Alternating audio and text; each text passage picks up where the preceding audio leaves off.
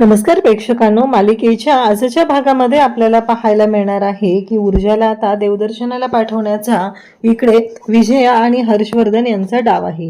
म्हणजे ऊर्जाला ते म्हणत आहेत की तू देवदर्शनाला जावा, पण ऊर्जाच्या डोक्यात वेगळे विचार चालू झालेत. नक्की देवदर्शनाला पाठवून यांच्या डोक्यात काय सुरू आहे हा विचार ऊर्जा करत आहे. इकडे आता हर्षवर्धन त्याचबरोबर सगळेजण बोलत आहेत तर शौर्य अर्पिताच्या घरी गेलेला असतो आणि तिथे विक्रांत आलेला आहे आणि विक्रांत आता शौर्याच्या समोर सांगत आहे की गेम होणार आहे, हे लग्न होऊ दे, गेम तर तुझ्या बायकोचा होणार आहे असं म्हणत आता शौर्याने एक वेगळीच गोष्ट ऐकलेली आहे आणि त्याला विक्रांतने ती सांगितली आणि विक्रांत तिथे सांगतो की गेम होणार पण तुझा होणार आहे, तुला कळणारही नाही असं म्हणत शौर्याने धमकी दिलेली असते आणि माझ्या बायकोबद्दल बोलताना 1000 वेळा विचार करायचा हे सुद्धा सांगितलंय. आता शौर्य घरी आलेला असतो आणि इकडे ऊर्जाचं मात्र सुरू झालंय. आता हे लग्न, या लग्नामध्ये जे काय घडणार आहे ते सत्य मी समोर आणणार आहे, ज्या काही गोष्टी होणार आहेत त्या सगळ्या गोष्टी मी समोर आणणार आहे असं म्हणत ऊर्जाने एक वेगळाच विडा उचललेला असतो.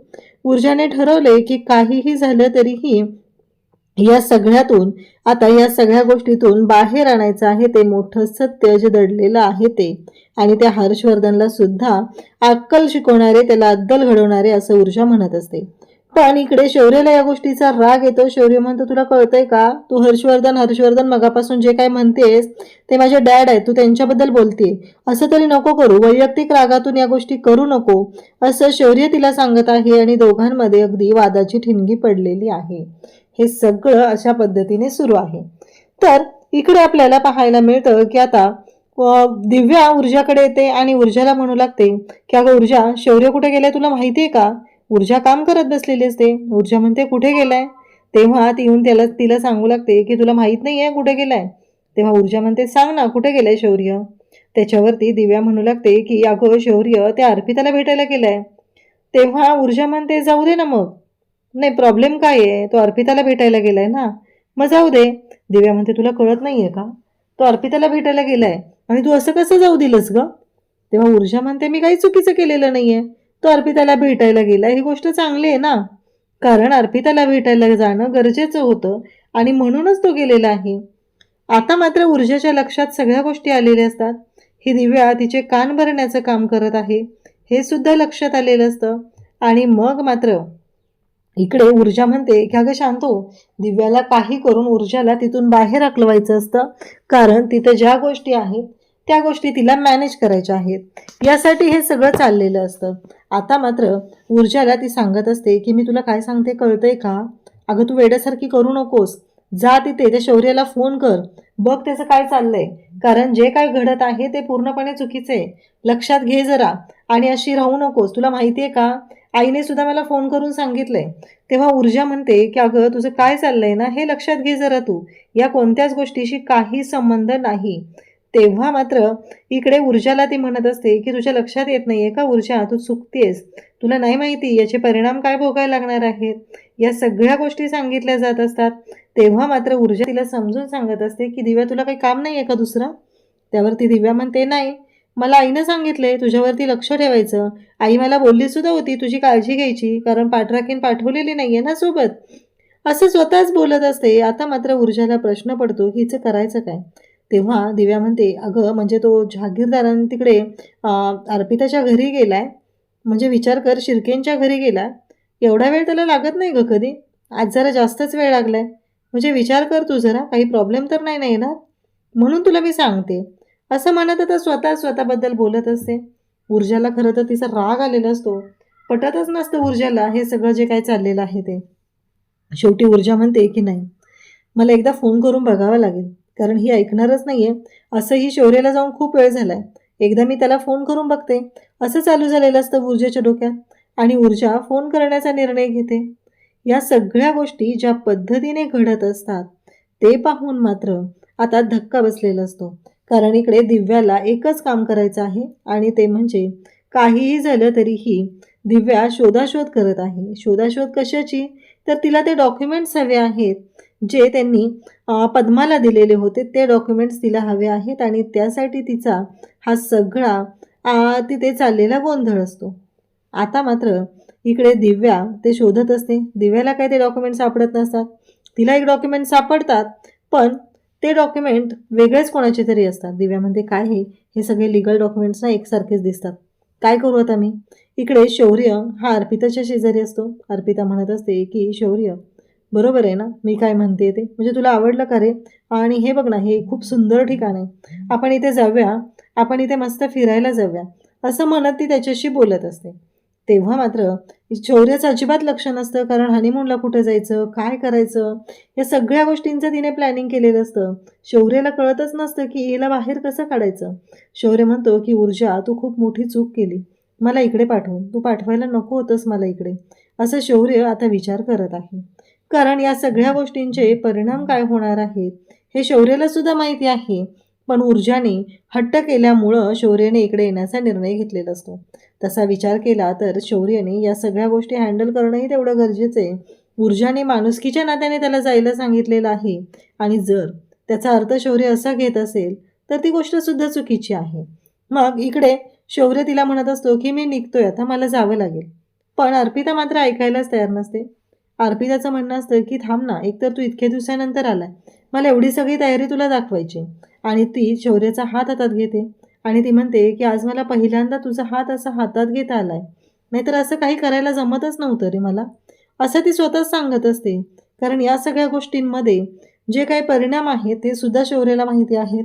खरं तर अर्पिता बरी होण्यापेक्षा ती पूर्ण अडकणार आहे हे सुद्धा शौर्याला चांगलंच माहिती आहे. कारण शौर्याच्या येण्याने, शौर्याच्या रोजच्या भेटण्याने अर्पिताच्या होप्स वाढणार आहेत आणि तिला असं वाटणार आहे की शौर्य माझंच आहे. आता शौर्य विचार करू लागतो. शौर्य म्हणत असतो की नाही, या सगळ्यातून मार्ग काढणं गरजेचंच आहे, असा विचार शौर्याच्या डोक्यात सुरू झालेला असतो. इकडे ऊर्जा मात्र शौर्याला फोनवर फोन करत असते. ऊर्जा म्हणत असते की नाही, मला एकदा शौर्याशी बोललं पाहिजे या सगळ्या गोष्टींबद्दल, असं म्हणत ऊर्जा शौर्याला फोन लावते. पण शौर्याने फोन सायलेंट केलेला असतो, तो काही फोन उचलत नाही. कारण तिथं जे काय चालू आहे ते शौर्याला माहिती आहे, ऊर्जाला त्याची काहीच कल्पना नाही आहे. म्हणून तर शौर्याने फोन उचललेला नसतो. आणि ऊर्जा म्हणत असते की काय झालं असेल, अजून एकदा लावू का? नाही नाही, ह्या दिव्याच्या सांगण्यावरून आम्ही खरंच चूक केली. मी शौर्याला खरं तर फोन लावायलाच नको होता, कारण त्याने ज्या पद्धतीने ही परिस्थिती हँडल केली ती वेगळी गोष्ट आहे, असं इकडे तिच्या डोक्यात आलेलं असतं. आणि ती म्हणत असते की नाही, मला आता या सगळ्या गोष्टींचा विचार करावाच लागणार आहे.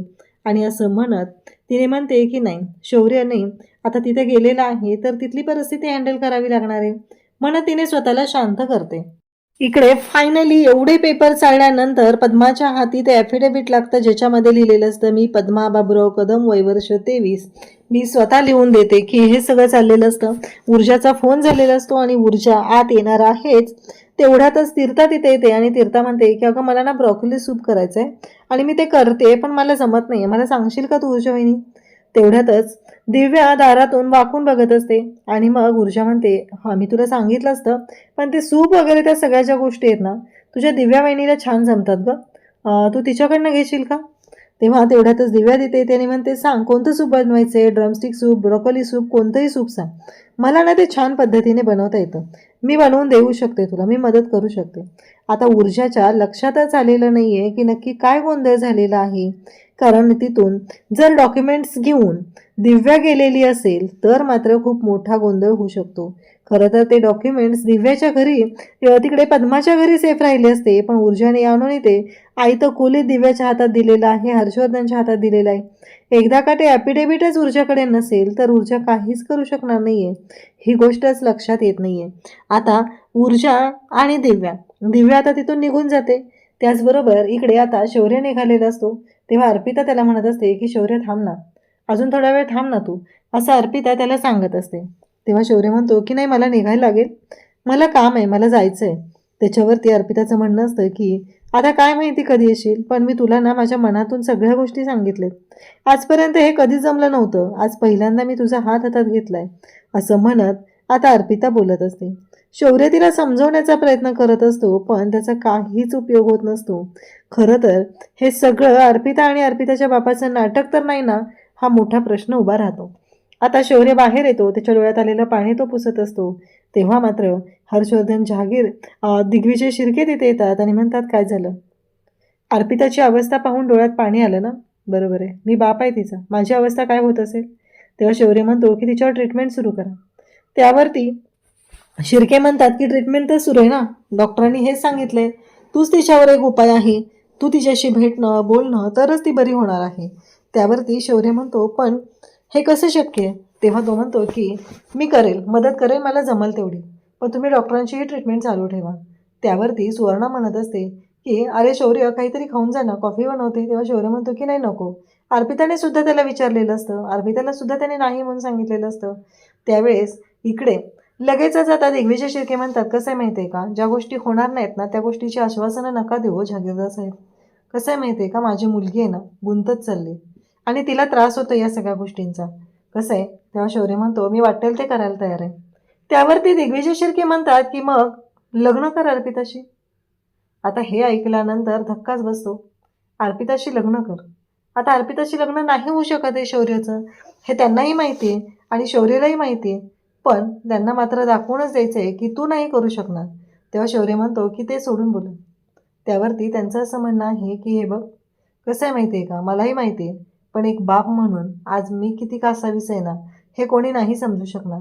माझ्या मुलीची जी अवस्था झाली ना ती कोणामुळे झाली आहे, त्या सगळ्याला जबाबदार कोण आहे? ह्या गोष्टी आता गौणच झालेल्या आहेत, कारण या सगळ्यांचे जे काही परिणाम आहेत ते मला माहिती आहेत. त्यामुळे या सगळ्या गोष्टींचा विचार करून उपयोगच होणार नाही असं ते सांगत असतात.